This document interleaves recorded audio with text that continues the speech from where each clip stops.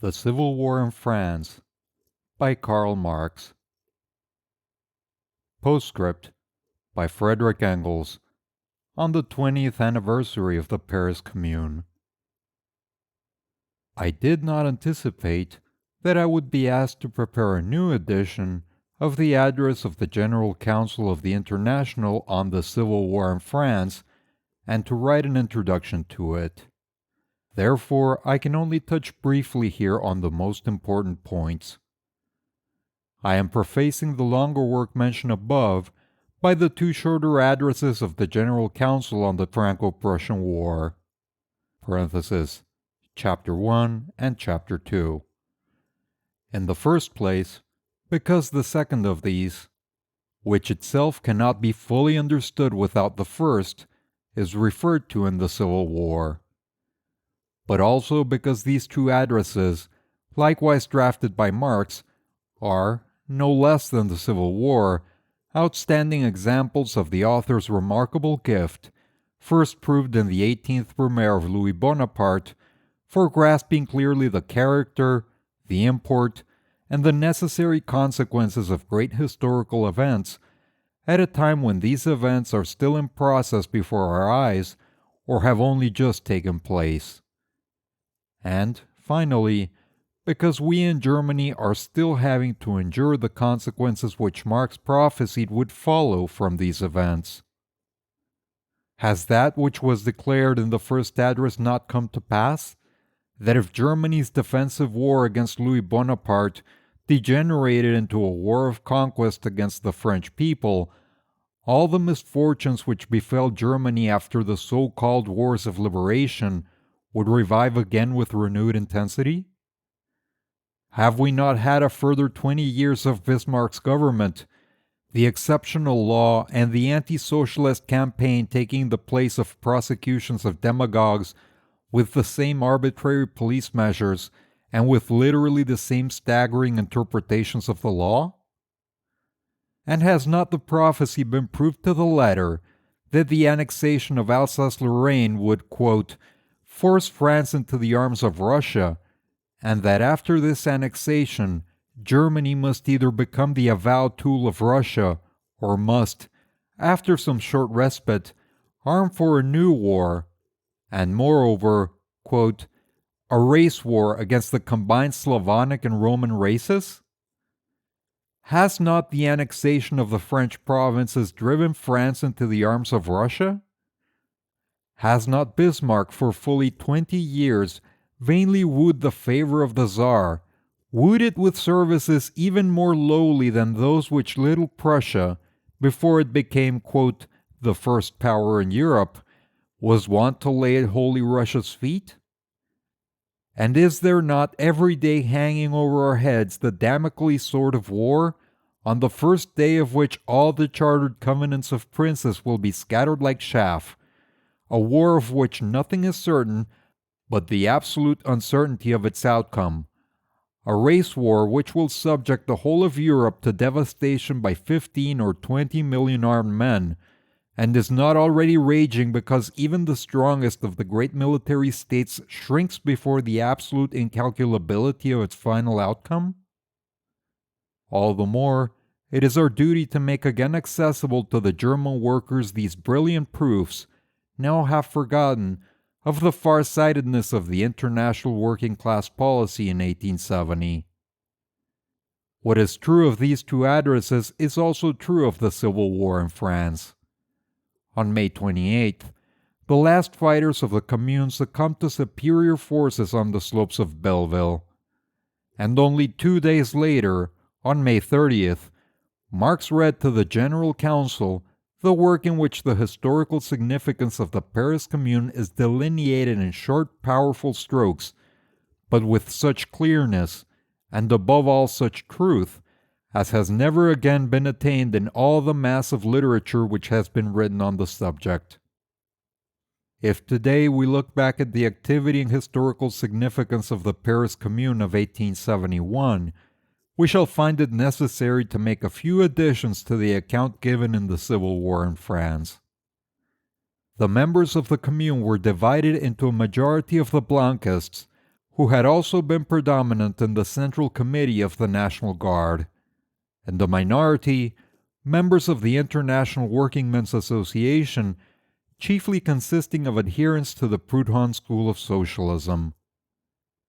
The great majority of the Blanquists at the time were socialist only by revolutionary and proletarian instinct. Only a few had attained greater clarity on the essential principles through Vaillant, who was familiar with German scientific socialism. It is therefore comprehensible that in the economic sphere much was left undone which, according to our view today, the Commune ought to have done. The hardest thing to understand is certainly the holy awe with which they remained standing respectfully outside the gates of the Bank of France. This was also a serious political mistake. The bank in the hands of the Commune, this would have been worth more than 10,000 hostages. It would have meant the pressure of the whole of the French bourgeoisie on the Versailles government in favor of peace with the Commune. But what is still more wonderful is the correctness of so much that was actually done by the Commune, composed as it was of Blanquists and Proudhonists. Naturally, the Proudhonists were chiefly responsible for the economic decrees of the Commune, both for their praiseworthy and their unpraiseworthy aspects, as the Blanquists were for its political actions and omissions. And in both cases, the irony of history willed, as is usual when doctrinaires come to the helm, that both did the opposite of what the doctrines of their school prescribed. Proudhon, the socialist of the small peasant and master craftsman, regarded the association with positive hatred. He said that there was more bad than good in it, that it was by nature sterile, even harmful, because it was a fetter on the freedom of the workers, that it was a pure dogma, unproductive and burdensome, in conflict as much with the freedom of the workers as with the economy of labor, that its disadvantages multiplied more swiftly than its advantages, that, as compared with it, competition, division of labor, and private property were economic forces. Only for the exceptional cases, as Proudhon called them, of large-scale industry and large industrial units, such as railways, was there any place for the association of workers.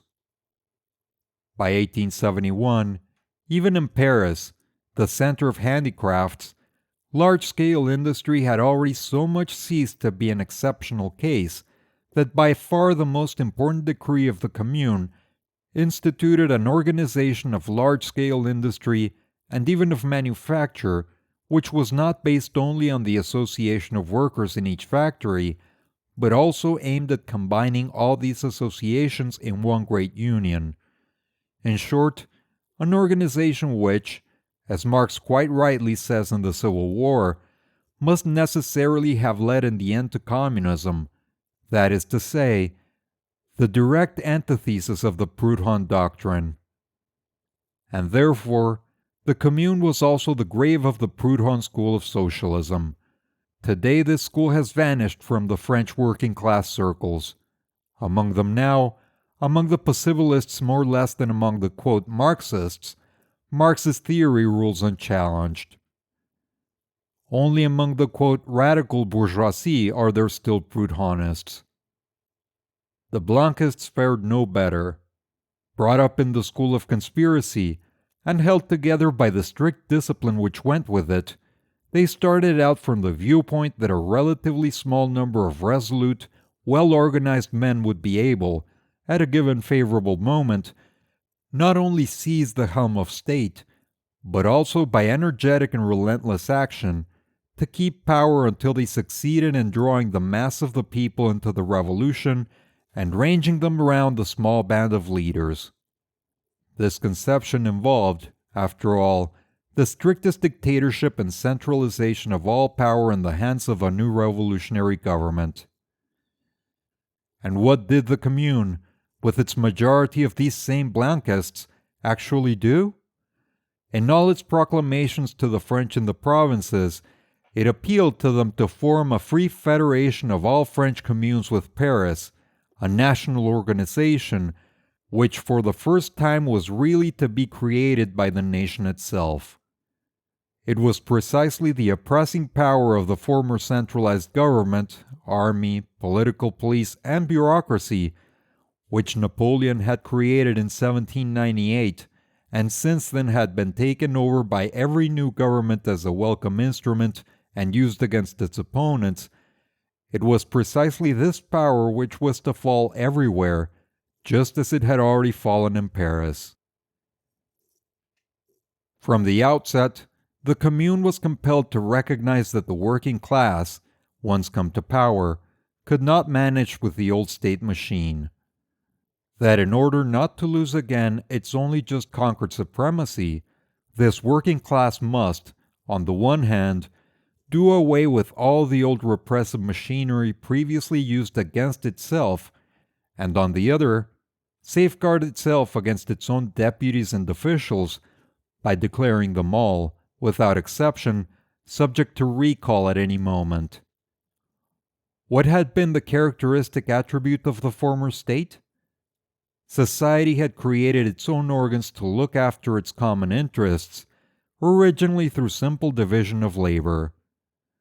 But these organs, at whose head was the state power, had in the course of time, in pursuance of their own special interests, transformed themselves from the servants of society into the masters of society, as can be seen, for example, not only in the hereditary monarchy, but equally also in the democratic republic. Nowhere do, quote, politicians form a more separate, powerful section of the nation than in North America. There, each of the two great parties which alternately succeed each other in power is itself in turn controlled by people who make a business of politics, who speculate on seats in the legislative assemblies of the Union as well as of the separate states, or who make a living by carrying on agitation for their party, and on its victory are rewarded with positions. It is well known that the Americans have been striving for 30 years to shake off this yoke, which has become intolerable, and that in spite all they can do, they continue to sink ever deeper into the swamp of corruption. It is precisely in America that we see best how there takes place this process of the state power making itself independent in relation to society, whose mere instrument it was originally intended to be. Here there exists no dynasty, no nobility, no standing army, beyond the few men keeping watch on the Indians, no bureaucracy with permanent posts or the right to pensions, and nevertheless we find here two great gangs of political speculators who alternately take possession of the state power and exploit it by the most corrupt means and for the most corrupt ends. And the nation is powerless against these two great cartels of politicians who are ostensibly its servants, but in reality exploit and plunder it. Against this transformation of the state and the organs of the state from servants of society into masters of society, an inevitable transformation in all previous states, the Commune made use of two infallible expedients. In the first place, it filled all posts, administrative, judicial, and educational, by election on the basis of universal suffrage of all concerned, with the right of the same electors to recall their delegate at any time. And in the second place, all officials, high or low, were paid only the wages received by other workers. The highest salary paid by the Commune to anyone was 6,000 francs. In this way, an effective barrier to place hunting and careerism was set up, even apart from the binding mandates to delegates to representative bodies which were also added in profusion. This shattering of the former state power and its replacement by a new and really democratic state is described in detail in the third section of the Civil War. But it was necessary to dwell briefly here once more on some of its features, because in Germany particularly, the superstitious belief in the state has been carried over from philosophy into the general consciousness of the bourgeoisie and even to many workers.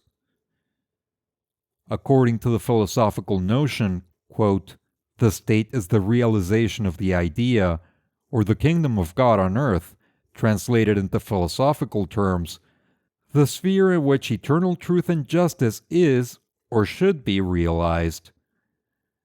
And from this follows a superstitious reverence for the state and everything connected with it, which takes roots the more readily as people from their childhood are accustomed to imagine that the affairs and interests common to the whole of society could not be looked after otherwise than as they had been looked after in the past, that is, through the state and its well-paid officials. And people think they have taken quite an extraordinarily bold step forward when they have rid themselves of belief in hereditary monarchy and swear by the democratic republic. In reality, however, the state is nothing but a machine for the oppression of one class by another, and indeed in the democratic republic no less than in the monarchy, and at best an evil inherited by the proletariat after its victorious struggle for class supremacy, whose worst sides the proletariat, just like the Commune, cannot avoid having to lop off at the earliest possible moment, until such time as a new generation, reared in new and free social conditions, will be able to throw the entire lumber of the state on the scrap heap. Of late, the social democratic Philistine has once more been filled with wholesome terror at the words, "Dictatorship of the proletariat." Well and good, gentlemen. Do you want to know what this dictatorship looks like? Look at the Paris Commune. That was the dictatorship of the proletariat. Fredrick Engels, London, on the 20th anniversary of the Paris Commune, March 18th, 1891. You have reached the end of The Civil War in France by Karl Marx, Postscript by Fredrick Engels. Click on the links at the end of this video to go to the playlist. If you enjoy this content and would like to support the channel, please like and subscribe.